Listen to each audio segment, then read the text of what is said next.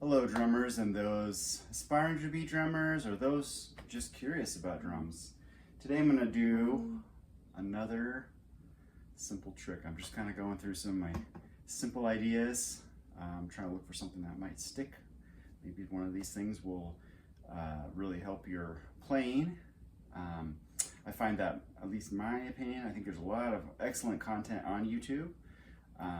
Sometimes it's really heady or really chop heavy. That's wonderful. I wish I had some of those like gospel chops and that kind of stuff. I watch those videos.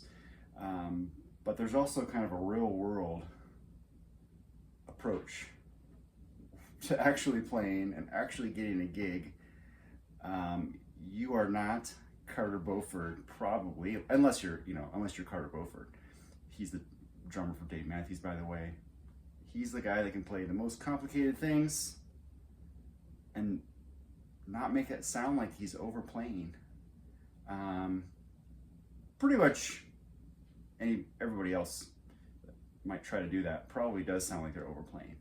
And that's not really our job. I always joke to people that I don't really love being a rhythm babysitter. I just think that's a funny term, rhythm babysitter. At the end of the day, however, as a drummer, and if you're in the rhythm section in a band, which is typically drums, a bass player, and maybe like a piano or a guitar, that's the rhythm section. They kind of are the rhythm babysitters. And nobody wants a babysitter that does too much.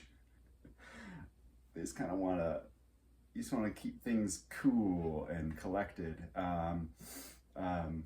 So this is just kind of a little take on what you might hear in a lot of Latin music, maybe Brazilian music, but it's something that I think I knew about, but I was encouraged as I got a little older.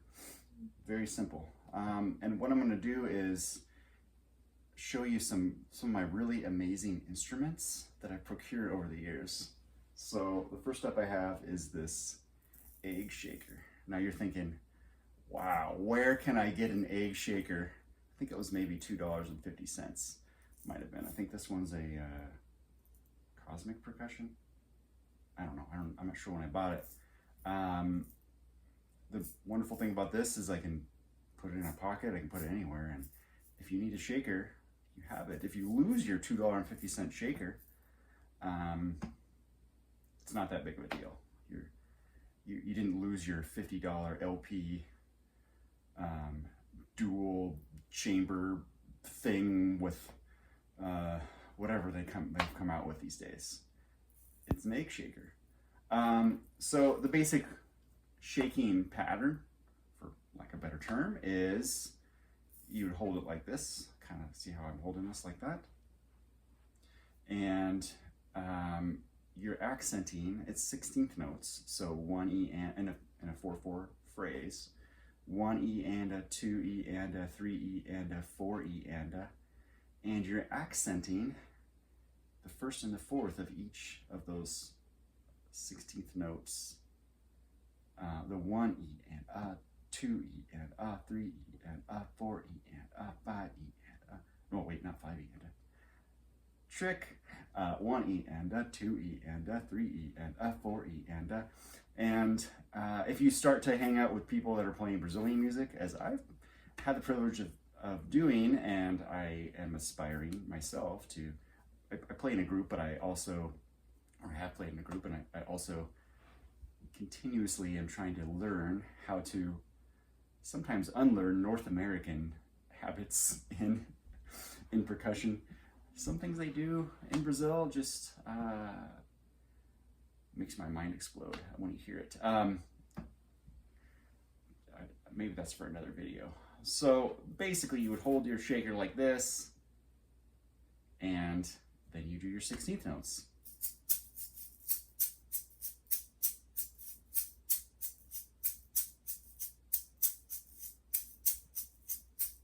you can see I'm really emphasizing because this thing's really small.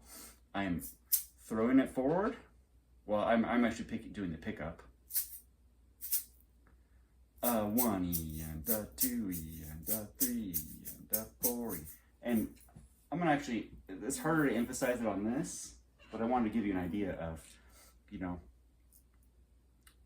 maybe you don't need to spend, again, back to one of my last videos, maybe you don't need to spend tons of money to be able to play.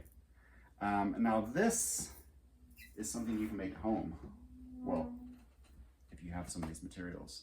I actually haven't performed with this. I just thought, hey, that would be really fun to make one day when I had an extra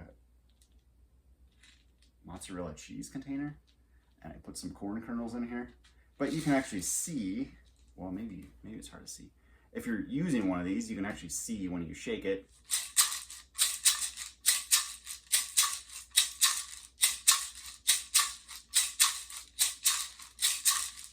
See, it kind of sloshes around there, but you have to do it just right to get it on the you know, a one. And, you know, a lot of people would say, and kind of, I think it was Brian Bromberg, who I went to a clinic of his. He's a bass player. He was talking about how it's kind of like you're rolling an egg. You know, even this thing is an egg shape. You roll it. It doesn't roll perfectly smooth. It has that, it's lopsided. So you roll it. That's kind of how he explained it. I remember that kind of sticking, and that was a long time ago. So what I want to show now is something that's easy and basically translates to the drum set. You can use this if you listen to, you know, a lot of pop music or rock music, or I'm trying to think of some different examples. I've used it in maybe something that's even a little bit quieter, but it wasn't like a more contemporary-ish thing. But I didn't need a backbeat, or I didn't need a rim click or something. I use kind of this idea, the one of my good friends, I was in a band, and he would always say, Jess, can you add the ticka ticka? He always called it the ticka ticka, which is pretty much what it sounds like. It's ticka ticka. So, and that's what you can do with, well, you know, I have my practice hi-hats here, but that's what you can do with the hi-hats. So it might be like this.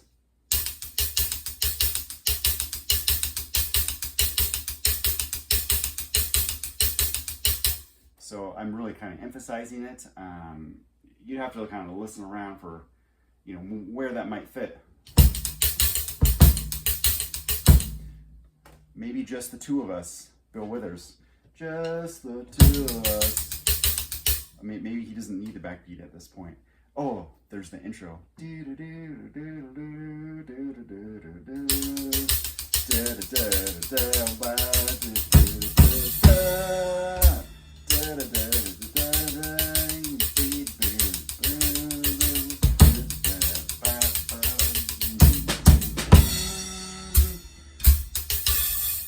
So, and yeah, go listen to just the two of us. I think, I'm not sure if he's doing that exact thing. What's that guy's name? You should listen to Bill Withers, by the way. And the drummer. His name escapes me. If I think of it, I'll put it in the description. Because he's good. You should listen to that. So yeah, that's one example.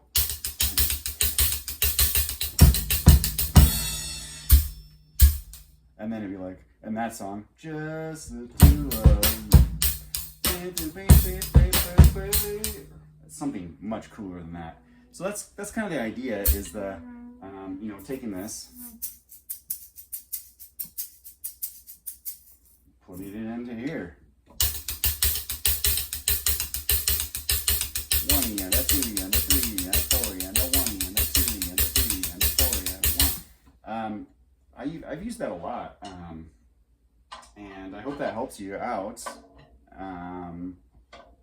Do you have any ideas of anything that you'd like to see, or do you have any other tips or tricks maybe you want to know about, or that you would like to share? Feel free to add those in the comments.